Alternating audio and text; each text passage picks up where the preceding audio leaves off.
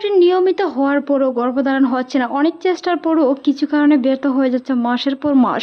পরীক্ষা করে দেখা যাচ্ছে মাসিক রেগুলার কিন্তু গর্ভধারণ হচ্ছে না। এই ভিডিওতে আলোচনা করব কয়েকটি গুরুত্বপূর্ণ বিষয়ে, যেটি আপনার ভুল ত্রুটি থাকলে সংশোধন করে নিতে পারবেন। মনে রাখতে হবে, গর্ভধারণ করার জন্য কিছু কিছু পদ্ধতি আপনাকে অবলম্বন করতে হবে যেন দ্রুত গর্ভধারণ হয়। আপনার সেই ভুল ত্রুটিগুলো এড়িয়ে চলার জন্য আজকের এই ভিডিওটি অবশ্যই না টেনে পুরোটা দেখার চেষ্টা করুন। বিশেষজ্ঞরা বলে থাকেন, একজন মা যদি গর্ভধারণ করতে চায় অন্ততপক্ষে তার 1 সপ্তাহ আগে প্রস্তুতি নিতে হবে। অর্থাৎ মাসিকের পরপর যখন আপনার 1 সপ্তাহ চলে যাবে, 7 দিন পর থেকে আপনাকে প্রস্তুতি নিতে হবে ডিম্বস্ফোটনের জন্য। অর্থাৎ নারীর ডিম্বাশয় থেকে যখন একটি ডিম্বাণু বের হয়, শুক্রাণুর সাথে মিলিত হওয়ার জন্য সেই ডিম্বাশয়ের থেকে ডিম্বাণুটা বের হয়েছে কিনা সেই বিষয়ে আপনাকে গুরুত্বপূর্ণ লক্ষ্য রাখতে হবে। কারণ যদি আপনার ডিম্বাশয় থেকে ডিম্বাণু না বের হয় আর তারই আগে আপনি সহবাস বা মেলামেশা করে থাকেন, সেই ক্ষেত্রে কিন্তু বীর্য কোনো কিছুই কাজ হবে না, বীর্য কারোর সাথে মিলিত হতে পারবে না, সেই ক্ষেত্রে আপনার গর্ভধারণও হবে না। তাই গর্ভধারণ করার জন্য ডিম্বস্ফোটন বা ডিম্বাণুর থেকে ডিম্বাণুটা বের হয়ে এসেছে কিনা, মায়ের জরায়ুতে বসেছে কিনা সেই বিষয়টা জেনে রাখা খুবই গুরুত্বপূর্ণ। অনেকেই বলে থাকেন ওভুলেশন হয়েছে বা ডিম্বস্ফোটন হয়েছে, সেটি কীভাবে বুঝবো? নারীর শরীরের তাপমাত্রা বিভিন্ন লক্ষণের মাধ্যমে অনেক সময় বোঝা যায় ডিম্বস্ফোটন হয়েছে কিনা। যদি গর্ভধারণ করতে চান তাহলে ডিম্বস্ফোটনের দিন অবশ্যই লক্ষ্য রাখতে হবে। বেশিরভাগ নারীদের যাদের রেগুলার মাসিক আছে তাদের প্রায় 13তম দিন থেকে 18তম দিনের ভিতরেই ওভুলেশন বা ডিম্বস্ফোটন হয়ে থাকে। ডিম্বস্ফোটন বেশিরভাগ সময়ই নারীর রেগুলার মাসিকে নিয়মিতভাবে হয়। সেটি অনিয়মের ক্ষেত্রে বিভিন্ন ধরনের পদ্ধতি ব্যবহার করে জানতে হয় ওভুলেশনটি হয়েছে কিনা। তবে যাদের রেগুলার মাসিক প্রত্যেক মাসেই একই তারিখে মাসিক হয় কিংবা 28 দিনের সাইকেলের ভিতরে মাসিকটি হয়ে যায়, সেই ক্ষেত্রে তাদের 13তম দিন থেকে 18তম দিনের ভিতরে ডিম্বাশয় থেকে একটি ডিম্বাণু বের হয় শুক্রাণুর সাথে মিলিত হওয়ার জন্য। মনে রাখতে হবে, বাজারে বিভিন্ন ধরনের ওভুলেশন কিট কিনতে পাওয়া যায়, সেগুলো ব্যবহার করেও দেখতে পারেন ওভুলেশন টাইমটি হয়েছে কিনা।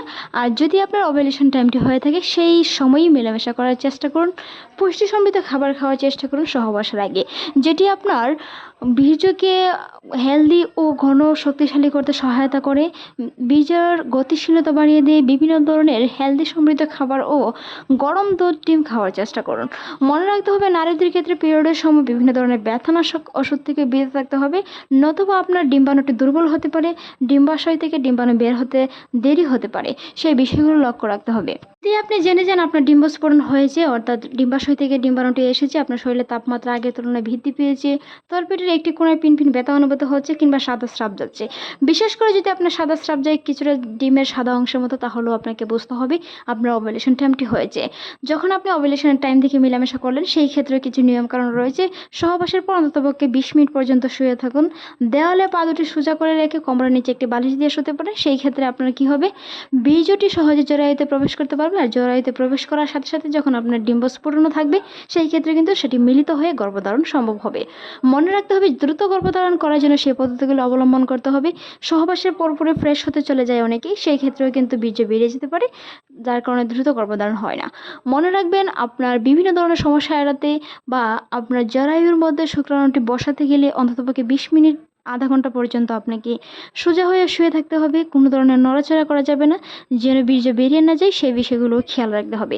অন্ততপক্ষে 30 মিনিট পরে ফ্রেশ হতে চলে যান, অথবা বীর্য বেরিয়ে যেতে পারে।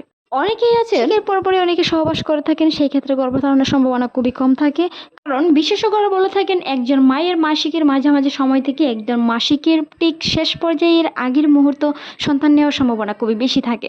তাই সেই সময় সহবাস করার চেষ্টা করুন। নিয়মভাবে সহবাস করলে অবশ্যই গর্ভধারণ হবে, যদি কোনো ধরনের সমস্যা না থাকে। অনেকেই আছে বিভিন্ন ধরনের সমস্যার কারণে সন্তান হচ্ছে না, তাই বিশেষজ্ঞের সাথে যোগাযোগ করুন। এমনকি আপনার যে কোনো সমস্যা আপনার ডক্টরের সাথে শেয়ার করতে ভুলবেন না। অনেকদিন চেষ্টা করার পর সন্তান না হচ্ছে বা বিভিন্ন ধরনের সমস্যা হচ্ছে, মাসিক রেগুলার তবু বাচ্চা হচ্ছে না, তাহলে অবশ্যই একজন স্ত্রী বিশেষজ্ঞ সন্তান বা স্ত্রী বিশেষজ্ঞের সাথে পরামর্শ করতে ভুলবেন না। মনে রাখতে হবে, একজন ডক্টর আপনাকে সব সলিউশন দিতে পারে। সময় হাসি খুশি থাকুন, প্রিয়জনদের সাথে হাসি খুশি থাকার চেষ্টা করুন, দুশ্চিন্তা মুক্ত থাকুন। দুশ্চিন্তা করার কারণে অনেক সময় গর্ভধারণে বিভিন্ন ধরনের ইফেক্ট পড়তে পারে, গর্ভধারণ দেরিতে হতে পারে, হরমোনের সমস্যা হতে পারে, বিভিন্ন ধরনের সমস্যায় ভুগতে পারেন। দুশ্চিন্তা মুক্ত থাকুন, অবশ্যই গর্ভধারণ হবে, সেই বিষয় নিয়ে দুশ্চিন্তা মুক্ত থাকতে হবে। আপনার হিমোগ্লোবিন পয়েন্ট, ওজন, বিভিন্ন ধরনের শরীরের তাপমাত্রা, হারমোনিক সমস্যা ঠিকঠাক আছে কিনা সেই বিষয়গুলো পরীক্ষা নিরীক্ষা করতে ভুলবেন না। মনে রাখতে হবে, বিভিন্ন ধরনের হিমোগ্লোবিন সমস্যা থাকলেও, টি ব্লক থাকলেও, নারীতে বা জরায়ুতে বিভিন্ন ধরনের সমস্যা থাকলেও থাকলেও কিন্তু সন্তান হতে দেরি হতে পারে, সেই বিষয়গুলো খেয়াল রাখতে হবে। পুরুষের বীর্য পাতলা হলেও কিন্তু সন্তান হতে কিছুটা সমস্যা হতে পারে। অনেক সময় মা এবং বাবার হিমোগ্লোবিন পয়েন্ট, রক্তের পয়েন্ট একই গ্রুপ থাকার কারণে কিন্তু সমস্যা পড়তে পারেন। তাই সেই বিষয়গুলো অবশ্যই ডক্টরের সাথে শেয়ার করতে ভুলবেন না। ভিডিওটি এই পর্যন্ত ভালো লাগলে সাবস্ক্রাইব করুন, সেই সাথে আপনার মতামত জানান। পরবর্তীতে আপনার কমেন্টের উত্তর দেওয়ার জন্য অবশ্যই আমরা থাকবো। ভালো থাকুন, সুস্থ থাকুন। এতক্ষণ দেখার জন্য অসংখ্য ধন্যবাদ।